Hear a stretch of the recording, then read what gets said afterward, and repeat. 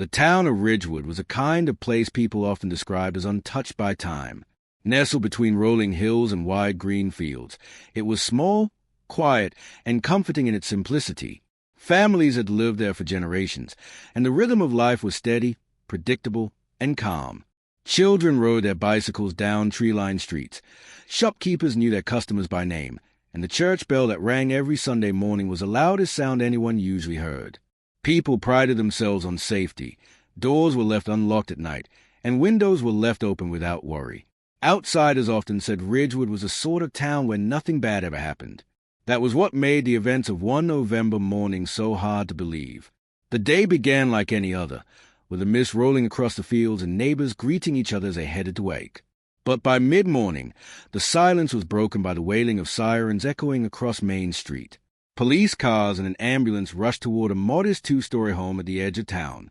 The flashing lights reflected against the white picket fences and quiet houses, creating a scene so out of place that neighbors stopped what they were doing and hurried outside.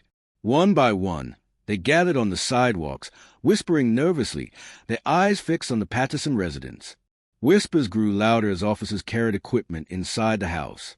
No one knew what had happened, but the grim expressions on the faces of paramedics told the story no one wanted to hear. Mothers clutched their children closer, and men stood with arms crossed, unable to look away. Something terrible had shattered the peace of Ridgewood. Whatever was happening inside that home would change the town forever. The sense of safety was gone, replaced by fear and uncertainty.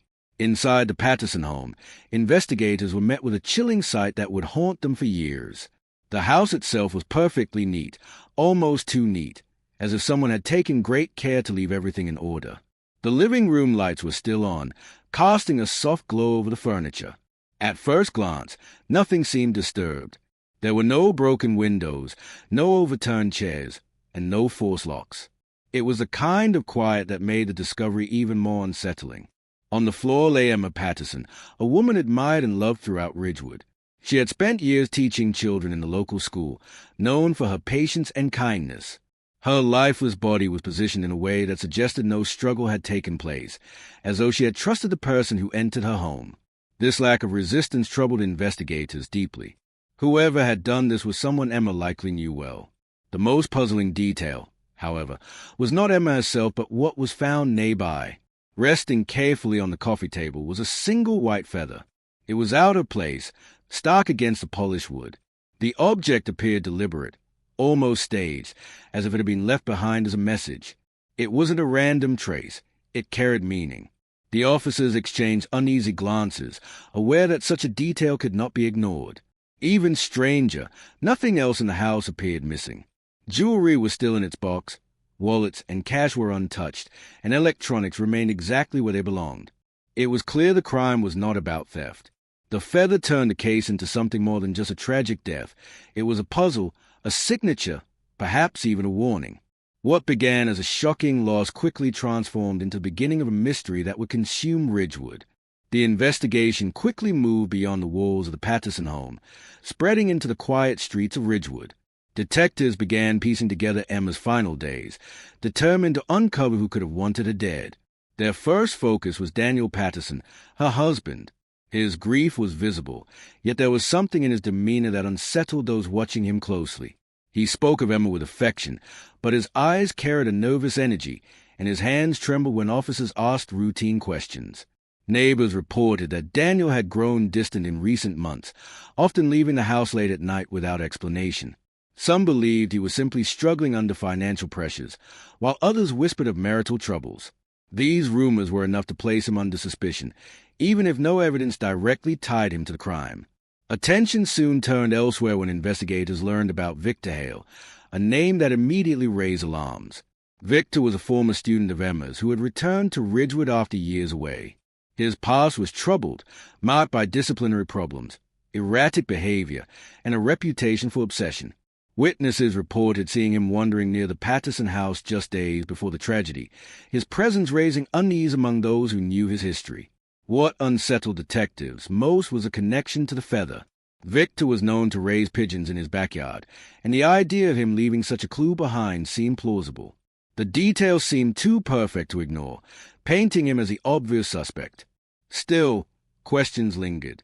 Why would Victor target Emma after so many years? Why was there no evidence of forced entry or struggle? If Daniel was innocent, did his late-night absences mean something darker? Suspicion spread like wildfire, but the truth remained hidden, waiting to surface in ways no one could predict. Detectives felt confident they were closing in on Victor Hale, yet every step forward seemed to fall apart. They searched his small, run-down house at the edge of town, combing through every room, every drawer, and every corner of his yard filled with cages of pigeons. The birds fluttered nervously as officers moved about, but nothing unusual was found. There were no traces of blood, no clothing fibers, no weapons, and no evidence that Victor had ever been near Emma Patterson's home on the night of her death. Even his fingerprints were absent from the Patterson residence. What seemed like a clear path to justice suddenly turned into a dead end. Just when frustration was setting in, forensic results brought an unexpected twist. The white feather found in Emma's living room contained traces of perfume, faint but undeniable. The scent matched a brand not commonly used in town, a fragrance recognized immediately by several of Emma's acquaintances. It belonged to Claire Morrison, Emma's closest friend. The discovery was shocking, as Claire had been one of the most vocal in her grief, standing by Daniel's side during the investigation and offering constant comfort. Digging deeper, detectives uncovered hidden phone records that revealed months of secret communication between Daniel and Claire. Their exchanges were frequent, their calls stretching late into the night, far more than ordinary friends would share. The image of Claire as a supportive friend began to unravel, replaced by a darker possibility. It became clear that the investigation had taken a wrong turn. Victor, with his troubled past and pigeon feathers, was only a distraction. The real threads of the case were tied much closer to Emma than anyone had dared to imagine. The murder was no random act. It was planned, calculated, and rooted in betrayal. Weeks of mounting evidence finally exposed the truth, pulling away the last layer of deception surrounding Emma Patterson's death. Investigators confronted Daniel and Claire separately, each hoping the other would remain silent. But under pressure, their carefully woven story began to unravel. Phone records, financial statements, and the telling trace of perfume on the feather painted a picture too clear to deny. The murder had been the result of a plan born out of secrecy and selfish desire. Daniel had been living a double life for months. Outwardly, he was a grieving husband, but privately he was consumed by his relationship with Claire. The affair had started quietly, growing from whispered conversations to stolen moments, until both were desperate to be together openly. Divorce would have brought scandal and financial ruin, and so they convinced themselves of a darker solution. Together, they plotted Emma's death, rehearsing every detail until they believed it could not fail. On the night of the crime, Daniel ensured he was seen away from the house, crafting a false alibi, while Claire carried out the act. Emma trusted her closest friend, never suspecting betrayal, and let her in without hesitation. The feather was planted deliberately, chosen for its ability to mislead, a calculated attempt to shift suspicion toward Victor Hale. The touch of Claire's perfume, however, betrayed her in the end, leaving behind a silent but damning signature. When the arrests were finally made, Ridgewood was stunned. The revelation that a beloved teacher had been killed not by a stranger but by her own husband and best friend left the town in shock. The image of Ridgewood as a safe, quiet haven was shattered forever. What remained was a haunting memory of a crime that would never be forgotten.